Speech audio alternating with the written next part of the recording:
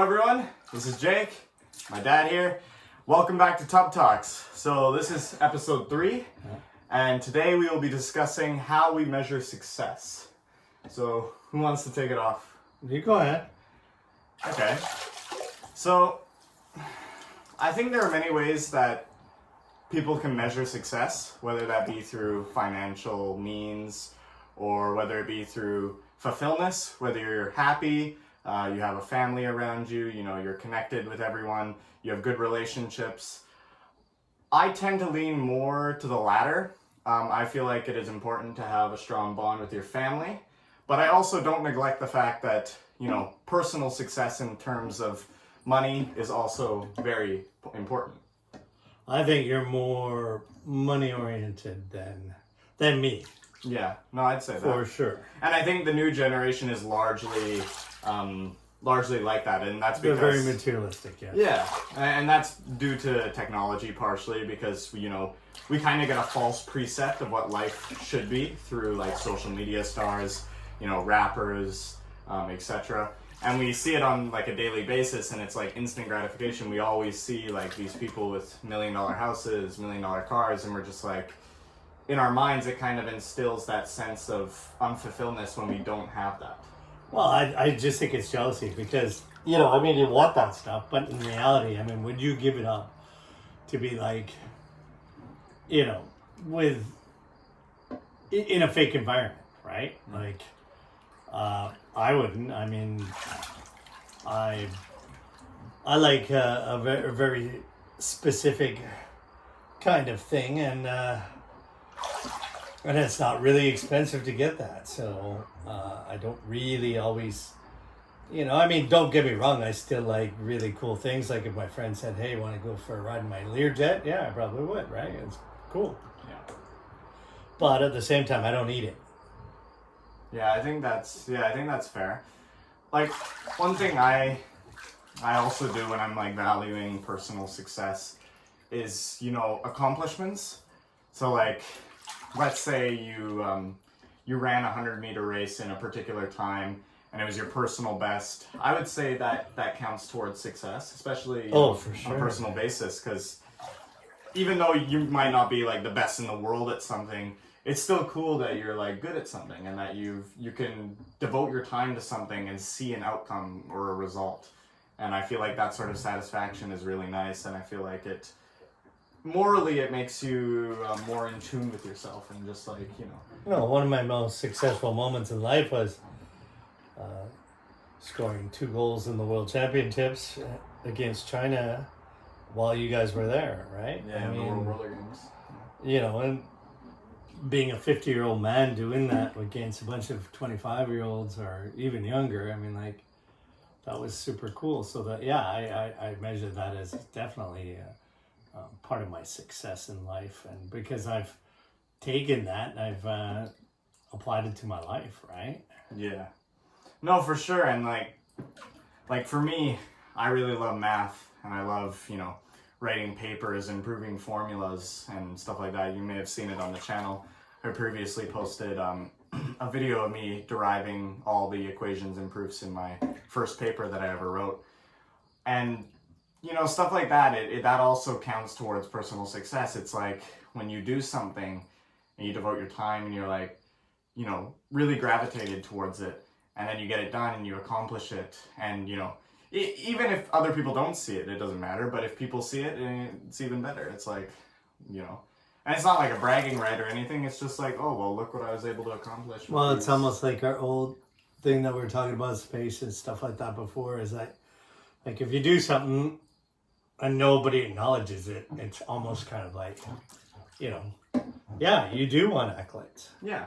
No, for sure. Yeah, that's innately human, I think. Yeah, for sure. You want to be able to share it. You do want to be able to boast, because guess what? You just did something that, I don't know, it's special. And, it would be awesome to talk about, right? Yeah. Yeah. No, for sure. And and I think like, just those accolades throughout your life, they build up, even if they're small at some points. Just one person coming up to you and saying, "Hey, I like what you did there," is already like, it already builds up towards, your personal success as a whole, and makes you more like proud of yourself and proud of what you've done. Yeah. But success can be also like having a happy family, right? Or yeah, especially nowadays, like being a family that is together. I mean, really, like being together with the same wife and having kids that like don't move away from home immediately. You know, that's pretty cool. Yeah, and having that bond with your family to a point where it's so strong that you don't even want to really leave them, or you want to be around them at all times, and you want to share your successes with them. That in turn is more of a success than any other success, because nobody will appreciate what you've done as much as your family will. Like if you, like for in my case, when I published that paper, I got accolades from my school and from my peers and everything, but I think the one that impacted me the most were the accolades given by my family, and how impressed they were with it and how proud of me they were, which was really good.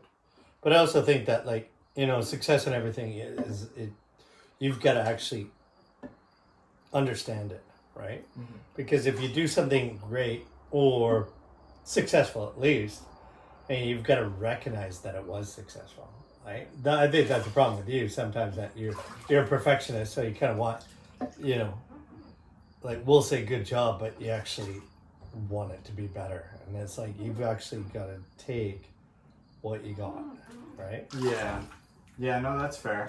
But I think that's also sort of the instinct in me that wants self-improvement, Yeah, and achieve more. Yeah, I understand that. But I mean, at the same time, you still got to understand what you have achieved. That's true. Right? I mean, everybody, right? Like, I made a hockey team, going back to that one, I made a hockey team that, really anybody could have made. But the fact that I actually, got out there and played my hardest and continued on with it. Yeah. I mean, that's where I see, hey, that's great. I mean, I could have given up, right?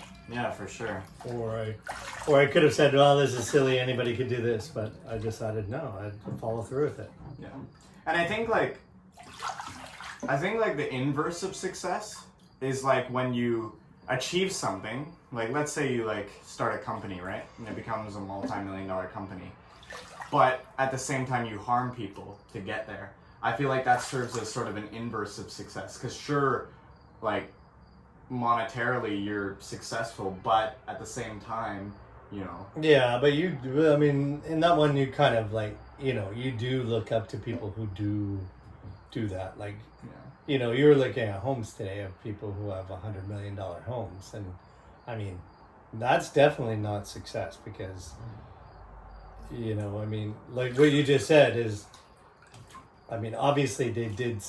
Who needs $100 million home? No. I mean, do you know how many families that could help, or how many? I mean, fine. You don't want to help homeless people or something like that. All right. How about just children? How many children are living in poverty? And well, if you have $100 million house, I mean, I imagine you could help a few children get out of poverty. Yeah, right? I know. I definitely see that. I know that it's a beautiful house. Of course, we're not arguing that for sure. But I mean, yeah, like you said, you got to know what is right. Yeah. Well, the problem nowadays, though, is that there's this social hierarchy where it kind of seems like money is the only catalyst that brings you forth to a successful position. Like, if you were to go to a bar or something, right, and you were to talk to, the people around you, if you come up to them and you say, oh, well, I own this business, it's worth a couple $1 million now, I feel like that reaction that you get from saying that is more powerful than if you were to say, oh, I just work, like a 9-to-5 regular job, Oh, yeah. Well, of course, people here, like you said, I mean, everybody's online connected to each other, so I mean, whoever is the most successful financially is probably if you take a look at Who has the most? Elon Musk, right now. No. I mean, who has the most followers on Instagram? It's like Kim Kardashian or something like that, right? What has she done? Maybe The Rock or something. But yeah, Kim Kardashian's up there, yeah. Yeah, I mean, like, what really has she done except for like, I mean, silly stuff, right? Yeah. So it just somehow she accumulated that attention, and nowadays attention and money are correlated with one another. So if you have attention, you have. Oh, it's money. always been. Yeah. It always No, has. that's yeah. But It's just been It's just- amplified a bit more, I guess. yeah, well, and you can follow it a little bit more, Yeah. right? Yeah. No, for sure. I mean, it's hard though because like, even But what people don't actually consider success is like you got to take it into categories. You got to say financially, spiritually, emotionally, stuff like that, right? Like I mean, imagine being at a great weight. Imagine being, self-aware of yourself, like completely like at one with yourself, right? Mm-hmm. I mean, that's like the ultimate success, wouldn't it be? Yeah. And I mean, how many people are that? I mean, not very many. Yeah. Right?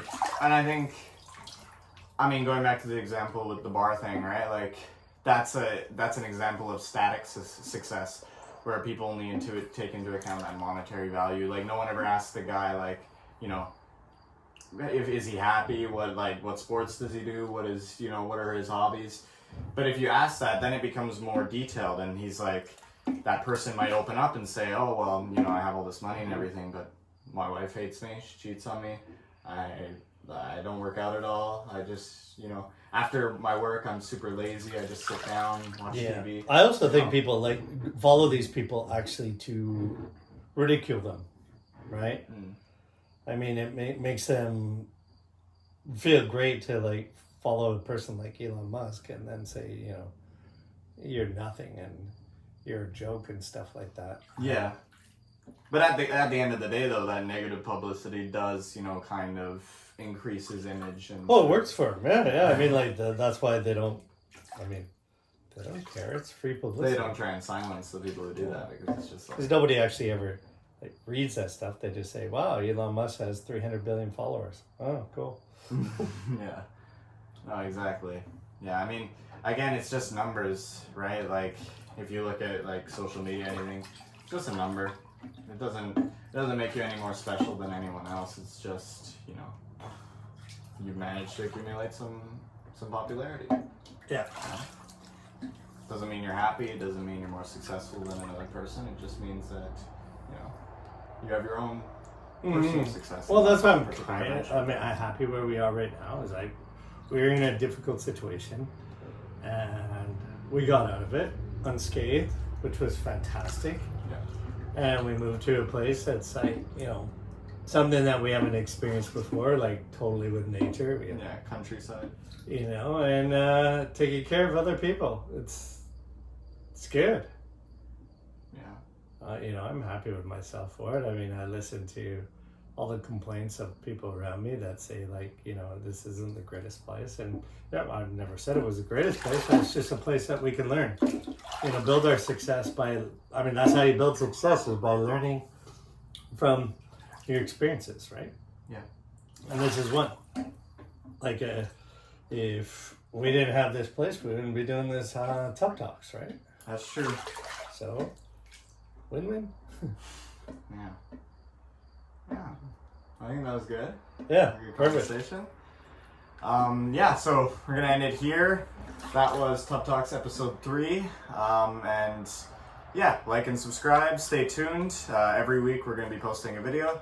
So next week will be a brand new topic. And peace out.